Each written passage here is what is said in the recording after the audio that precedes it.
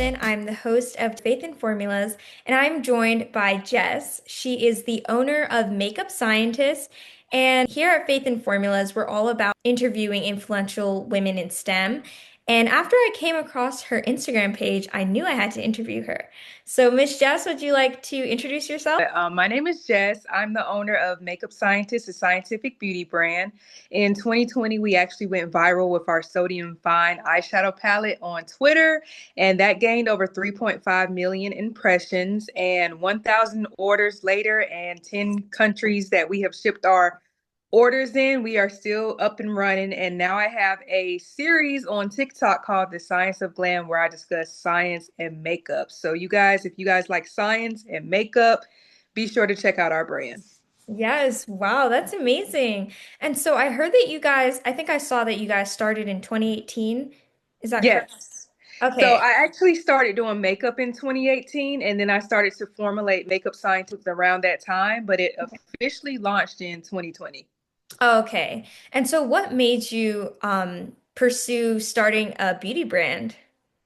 So I am a self-taught makeup artist, and being a Black woman in the beauty industry, I noticed that there wasn't a lot of selection for us. So I thought about creating Makeup Scientists. I thought it would be really cool to have a scientific beauty brand. I always adored science and appreciated science. So I said, why not we combine the two elements together? So in 2018, I started to work on my trademarks. And then in 2020, I actually found my own, and Makeup Scientist actually went live, and then it went viral from there, and we were able to curate like more products. And I have a background in artistry and makeup, so I really wanted to bring my creativity to life, so I was able to do that with my brand. Yes, I love that. And so you found a way to kind of create something that fed into your passions. Yes, yes, for sure. And so I do have a question about the scientifically based part of your beauty brand. What does that entail? So the science behind makeup scientists, I guess, would be the creativity in itself, but I like to put a pedestal on women in science. So a lot of scientists love my brand. So with the brand being scientifically inspired, I actually am inspired by women in STEM itself. So that's what actually made me push for makeup scientists even more. So Yeah, that's amazing. So thank it's you. it's for women in STEM, you would say, or it's for everyone, but you're inspired Yeah. by. Yeah, it's for everyone, but women in STEM really pushed me to keep going. STEM itself, we need STEM, we need science. And then when I see women that work in STEM, it just makes me want to push even more Mhm. and just create things for these women in these particular spaces, especially ones who love beauty. Right. Yeah. And what would you say kind of drew you to that scientific um like side of things? I would say when it comes to science, you can do so much with science. We need science to run the world, honestly. And as I decided to work on makeup scientists, I said, wow, it's so much that you can do with the puns of science, the creativity around science, the branding, and it really made me push for makeup scientists. So that's why I really started it as well, because there was so much that I can do with my creativity to push for makeup scientists. Yeah, definitely. And so do you think when you create like some of the shades and stuff of your different palettes, do you think that you have to use like science to do that? Yes, so I actually make sure I'm a perfectionist, and I make sure that I work with all the labs that, well, basically my vendors. I make sure that I'm speaking with my vendors and the laboratories, and we're working on a formulation. I'm Right. always Googling my ingredients and making sure it's the proper ingredients, and making sure that it's for like skin types and all colors and stuff. So I really take ensure that I release something that I really would wear for myself. Right. Because if I can wear it for myself, then I can see myself showing it. I'm sorry, selling it to others and just pushing it out there. Right. Yeah, definitely. So you're definitely like a part of that creation process. For sure. Everything that you've seen on Makeup Scientist has been solely created by me. Okay. Yeah, I love that Thank you. authenticity factor. For Um, sure. and so I did see your Science of Glam series that you have on both Hmm. TikTok and Instagram. And so I loved it. I love how you combine science and glam together. So what made you want to start that series? So I started this series because I said, well, with us being a science brand, we need to discuss science, but we need to do it in a fun way that I can show beauty, makeup tips, and much more. So I decided to kind of be my own influencer. So I said, why not create a series where I talk about science and beauty? And so with this series, it has brought in a lot of followers that love science, that love beauty, or love beauty and love science, or both. Mhm. And I just enjoy it because I can really show my personality as well. Right. And I can teach people about science in a fun way that people may not have known certain facts. Yeah, I love that. And I kind of do like a similar thing. I do like different STEM events at the Boys and Girls Clubs in my area. And I basically like teach them science in a fun way too.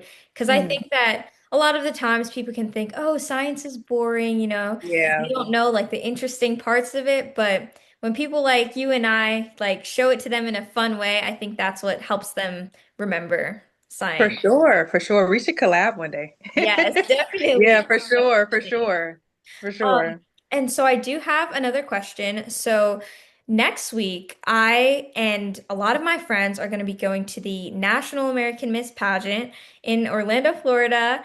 We're going for nationals, and so we have a week of a lot of makeup and a lot of glam. And so one of the things that kind of we're all wondering is how to keep our skin clean during times of wearing like lots of makeup. Yeah, for sure. So the main thing that I would say that a lot of times acne breakouts is hormonal, but we can't help that, especially when women go through our cycles and stuff like that.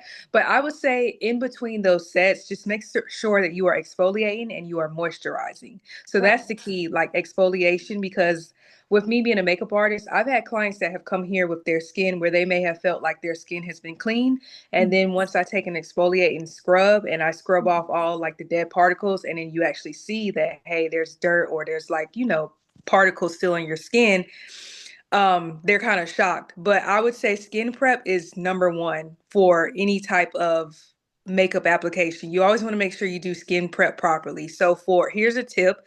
So if you have dry skin, then you need to use cream-based products. If you have oily skin, then you need to use gel-based products because the gel is not going to be as creamy Mhm. on the skin, and it's going to actually work with the product. So I would just say when it comes to that, make sure you know your skin prep and your skin type. Okay, yeah, definitely. And what advice would you give for exfoliation for like combination skin? So if you have combination skin, then you pretty much have dry and oily. So it's normal in a sense. So you could get away pretty much with either or product. Mhm. But when it comes to normally skin that you can use gel or cream. But when it comes to dry and oily, those are the main things that you want to make sure that you know what you have. But if you don't know if you have dry or oily, that means you have combination skin, which is normal. Okay, yeah. I'm definitely gonna post that tip because For a sure. lot of girls have been wondering. So thank you so much. Of Um, course. But another thing is a lot of us pageant girls, some of us do our own makeup. And so I know you said that you're self-taught with your makeup and it looks gorgeous. Thank So you. you're welcome. So when did you like learn how to kind of like do your own makeup and uh I guess like how did you learn as well? Yeah, for sure. So I kind of just did this space in like 5 minutes because I was getting on camera with you. Usually I wear lashes and stuff, but Mhm. I actually have a video on my TikTok called my 5 minute glam.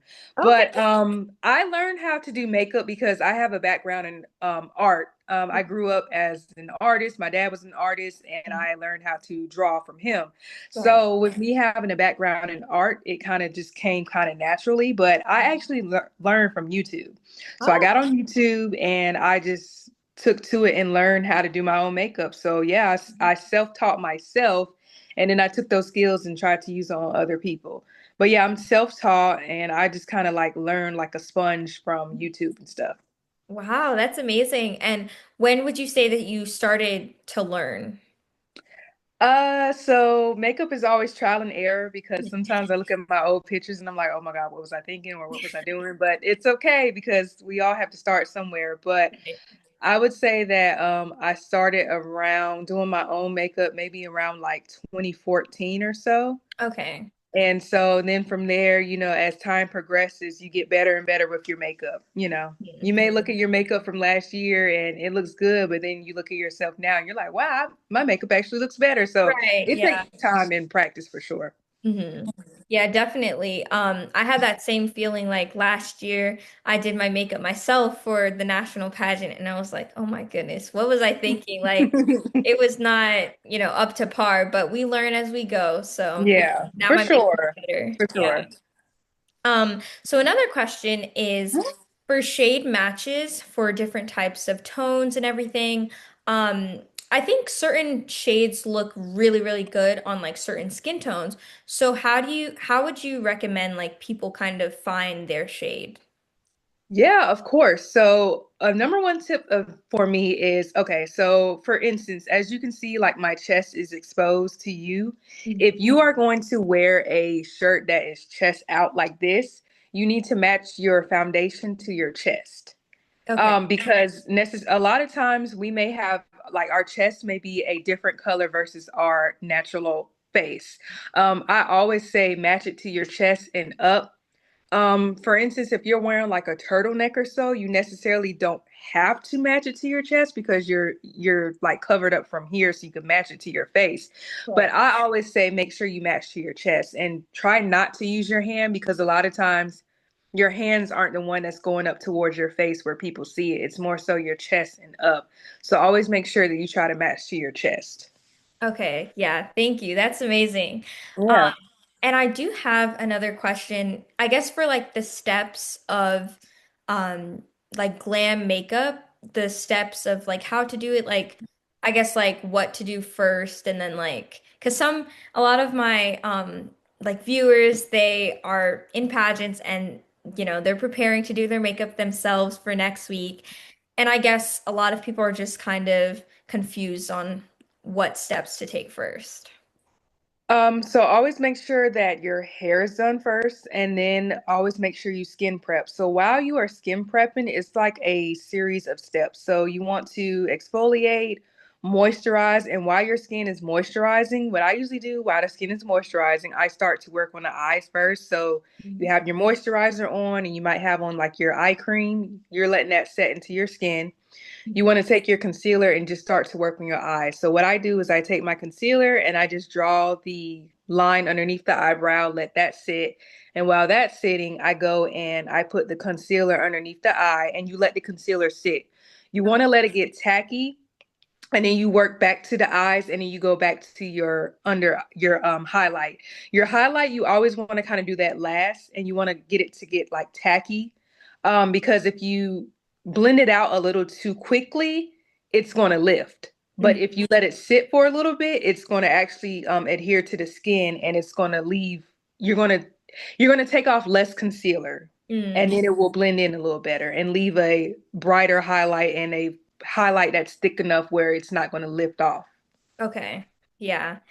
And so a part of that routine, when do you say to put on like lashes? Because I know some people put it on at the beginning or at the end.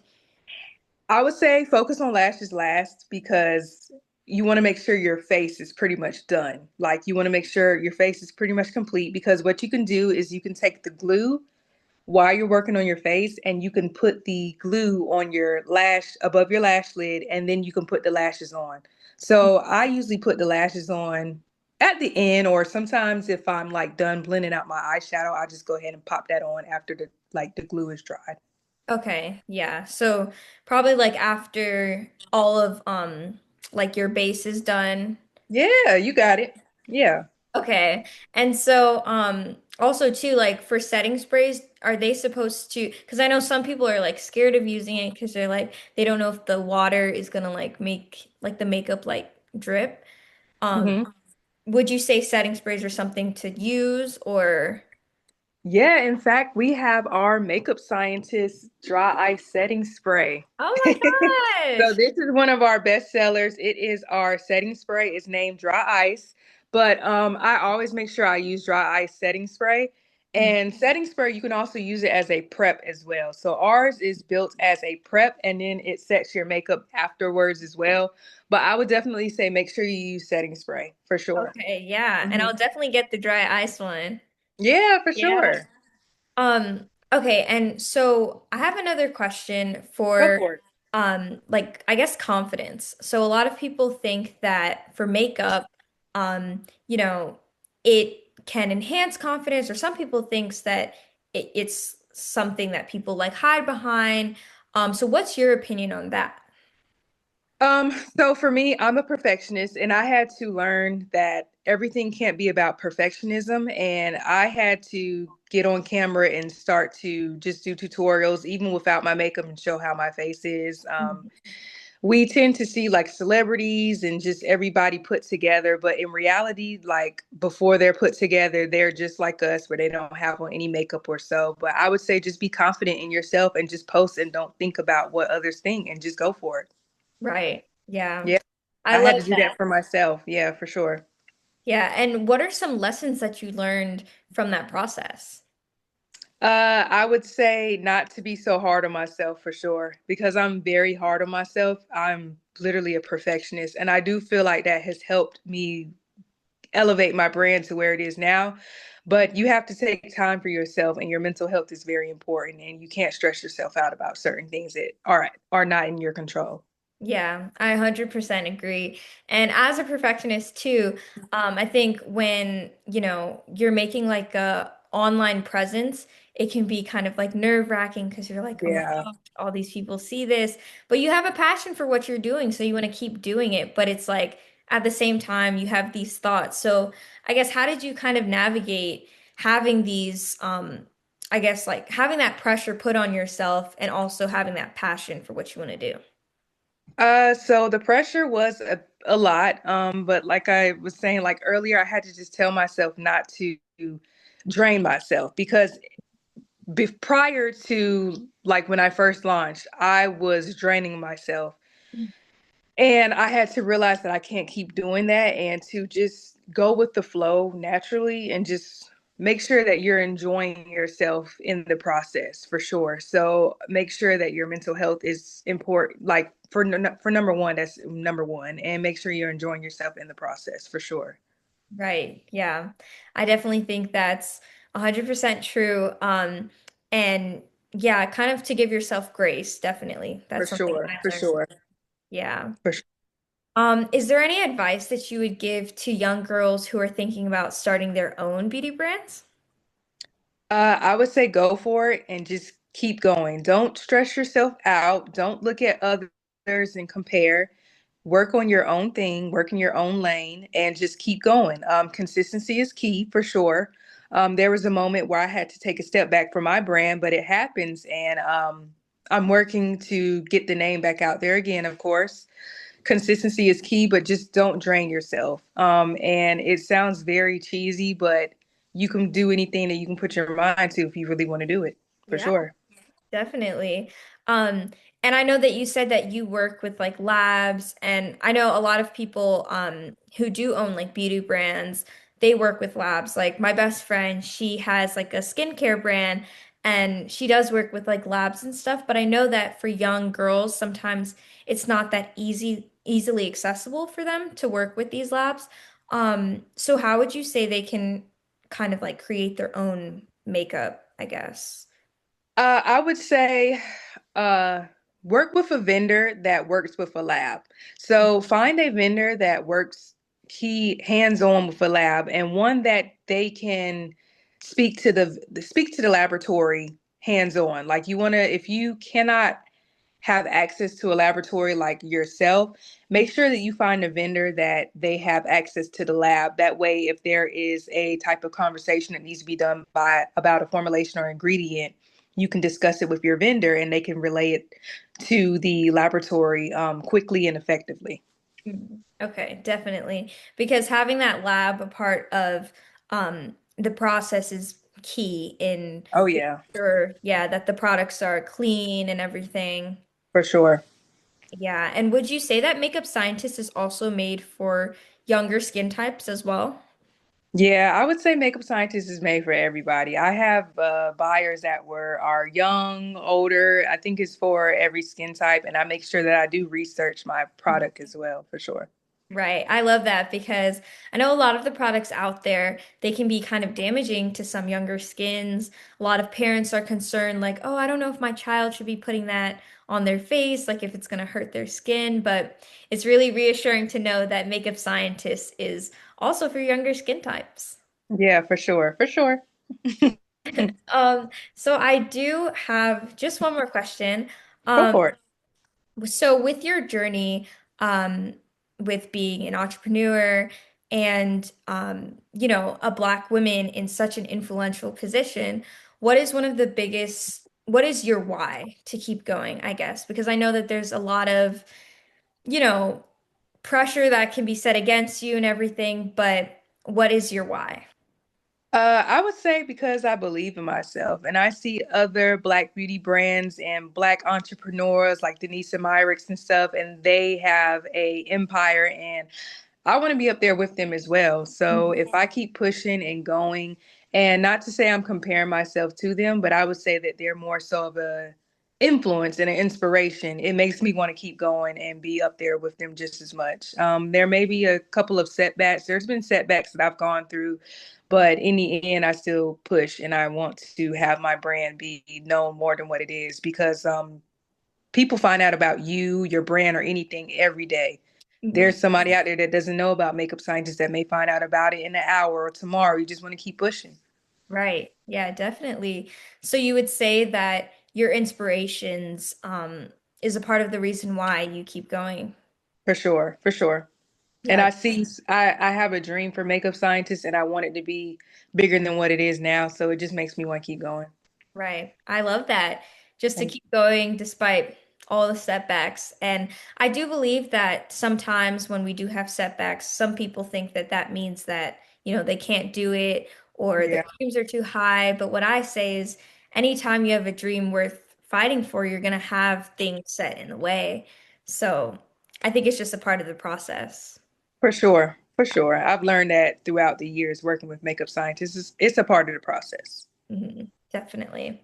Well, I've loved our interview today. You've given so much insightful information and really inspiring information. And I'm so excited to share this with everyone.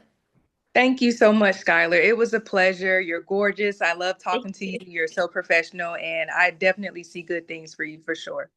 Thank you so much. And I also do want to keep all of my viewers engaged with your products and everything. So I'm going to tag you on the screen and also in our bio. So everyone look at the bio and buy the new make. Is there a new Makeup Scientist palette that's out? Yes, so the new Makeup Scientist palette that is out is the Solar System. It is a Ooh. duochrome eyeshadow palette. Let me pop it open. Oh my So, goodness, those colors are so yeah, pretty. yeah, this is the new one. So this one we just launched. It's inspired by the Solar System. So this is our fifth palette. Wow. Yeah. Yeah, everyone, make sure to go buy the palette. And it's been so nice talking to you, Miss Jess. Thank you so much for coming on. Thank you so much for having me, Skylar. Bye, guys.